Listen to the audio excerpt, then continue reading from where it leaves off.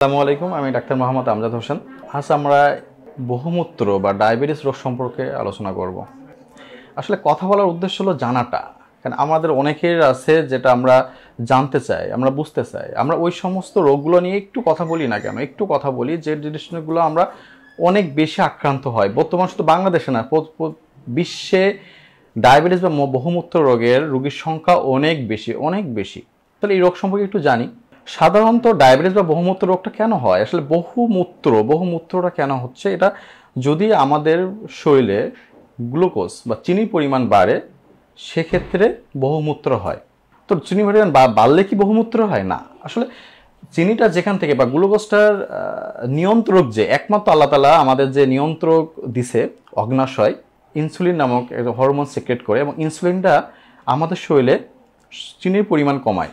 আল্লাহ তাআলা সমস্ত অনেক প্রকার রাসায়নিক দ্রব্য দিয়ে রাখছে আমাদের শরীরে, যারা সবসময় চেষ্টা করে শরীরের ভিতরে চিনি বাড়ানোর জন্য। কেন চিনি বাড়ানোর জন্য চেষ্টা করে আল্লাহ তাআলা? কারণ আমাদের ব্রেনে একমাত্র খাবার কিন্তু চিনি বা গ্লুকোজ, এটা কিন্তু অনেক বেশি প্রয়োজন।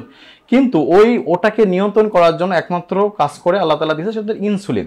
যদি কোনো ক্রমে অগ্নাশয় থেকে নিঃসৃত ওই ইনসুলিনের ঘাটতি হয়, সেটা হতে পারে জন্মগত, সেটা হতে পারে কোনো ইনফেকশনের জন্য, যেটা টাইপ 1 ডায়াবেটিস বলা হয়। এবং আরেকটা যেটা হয় সেটা হলো যে নিজের বদ অভ্যাস বা লাইফস্টাইল মডিফিকেশনের জন্য যে জিনিসটা হয়, অতি স্থূলকার জায়গায়, হ্যাঁ, ফ্যামিলি থেকে হতে পারে টাইপ 2 ডায়াবেটিস। আমরা একটু টাইপ 2 ডায়াবেটিস নিয়ে আলোচনা করি। দেখেন, টাইপ 2 ডায়াবেটিসটা আমাদের সাধারণত বেশি বয়সে হয়। আগে বলতো 40 বছরের পরে, এখন 30 বছরের পরেও হয় 30 টাইপ 2 ডায়াবেটিস হচ্ছে। তো এইটা আমরা চিনবো কেমনে? এটা তো প্রধান কথা না, আমরা কেন চিনবো? আসলে ডায়াবেটিসের কথা হলো যে আমাদের শরীরে চিনির পরিমাণটা বাড়বে। তো চিনি ধরেন একটা মধু, যেখানে মধু আছে সেখানে কি হবে? সেখানে বিভিন্ন ধরনের অর্গানিজম বা ইনফেকশন করবে। এটা দূরে রাখলাম না। প্রথমে যেটা হয়, আমাদের চিনির পরিমাণ বাড়ছে, দেখবেন, খেয়াল করবেন, যখন চিনি আপনি বেশি খাবেন তখন কি হয়? বেশি পানি খাইতে ইচ্ছা করে, বেশি খাইতে ইচ্ছা করে, বেশি ক্ষুধা লাগে, হাতটা একটু কাঁপে, প্রস্রাব বেশি হয়। চিনি খাবেন, মিষ্টি খাবেন, প্রস্রাব বেশি হচ্ছে। যেহেতু চিনির পরিমাণটা বাড়ছে, চোখে ঝাপসা দেখা যায়, মাথাটা হেডেক হয়, মাথাটা ঘুরে। তো এই জিনিসগুলো যখন হবে তখন একটু আমাদেরকে দেখতে হবে যে আমার ডায়াবেটিস হলো কিনা। না, এগুলো হয়েছে মনেই যে আমার ডায়াবেটিস তা না, কিন্তু আমাদের দেখতে হবে। ডায়াবেটিস কয়েকটা প্রকার থাকে। একটা হলো যে নন ডায়াবেটিক, ওকে ফাইন, একটা প্রি ডায়াবেটিক, অর্থাৎ ডায়াবেটিস হবে ভাব বর্ডার লাইনে আছে। আরেকটা হলো ওভারট হয়ে গেছে, ডায়াবেটিস হয়েছে। তো এই সমস্ত ক্ষেত্রে আপনার করণীয় হলো, প্রথমে যখন এগুলো হবে তখন আপনার লাইফস্টাইল যে মডিফিকেশনগুলো আছে, ডায়েট, ড্রাগ, এক্সারসাইজ, এই যে তিনটা, নিয়মিত খাদ্য অভ্যাস করা। যদি আপনার ওষুধের প্রয়োজন হয়, ডাক্তারের কাছে গেলে উনি অবশ্যই ডাক্তারের কাছে যাইতে হবে, উনি ওষুধ প্রেসক্রাইব করে দিবে। এবং সেই ওষুধটা মুখে খাওয়ার ওষুধ দিবে নাকি ইনসুলিন দিবে, সেটা নির্ভর করবে তো ডাক্তার সাহেবের উপরে, এবং সেই সাথে নিয়মিত শারীরিক ব্যায়াম বা পরিচর্যা। আমরা কিন্তু এটা প্রিভেন্ট করতে পারি, বা এটা আমরা জানি যে আসলে প্রতিষেধকের চেয়ে প্রতিরোধী উত্তম। এই কারণে আমরা যেটা চেষ্টা করব, আমরা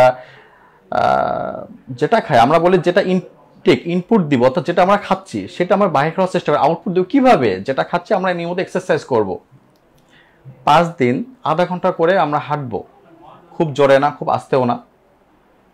আমরা আমাদের খাবার অভ্যাস থাকে, আমাদের একটা খাবারের যে মেনু থাকবে সেখানে 50% কার্বোহাইড্রেট থাকবে, 30 থেকে 35% প্রোটিন থাকবে। কার্বোহাইড্রেট বা শর্করা, যেটা চিনি আমাদের খাওয়া অবশ্যই প্রয়োজন, আমি তো বলছি, কিন্তু 30 বা 35 প্রোটিন থাকবে, বা আমিষ জাতীয় খাবার থাকবে। সেটা হতে পারে উদ্ভিদ থেকে, হতে পারে প্রাণী থেকে, অর্থাৎ ডাল হতে পারে, প্রাণী থেকে তো মাছ মাংস হতে পারে। এবং বাকি 10 থেকে 15% থাকবে চর্বি, স্বাভাবিক খাবার। সেই সাথে আমরা সবসময় কায়িক পরিশ্রম করবো। আমরা যারা ঢাকায় আছি তাদের কোনো কিছু না হলে আমরা একটু হাঁটবো, সিঁড়ি বেয়ে উপরে উঠবো, নিচে নামবো। যারা গ্রামে আছি তারা অনেক সময় আমরা এখন কি করি, যে আমরা ফোন নিয়ে ব্যস্ত হয়ে যাই, ফোন নিয়ে সবসময় পড়ে থাকি। না, আমরা একটু হাঁটাচলা করবো, আমরা আমাদের খাদ্য অভ্যাসটাকে নিয়মিত করব। এবং যদি এটা হয়ে যায় তাহলে দেরি না করে অবশ্যই নিকটস্থ যে ডক্টর সাহেব আছেন তার কাছে যাবেন। উনি দেখবেন, উনি দেখে যদি মনে হয় যে এটা কোনো ডায়াবেটিস স্পেশালিস্ট লাগবে, উনি রিফার করে দিবেন, এবং কী ধরনের মেডিকেশন লাগবে বা ড্রাগ লাগবে তারা সাজেস্ট করে দিবেন। ভালো থাকবেন, সচেতন হন, ডায়াবেটিস প্রতিরোধ করুন। আসসালামু আলাইকুম।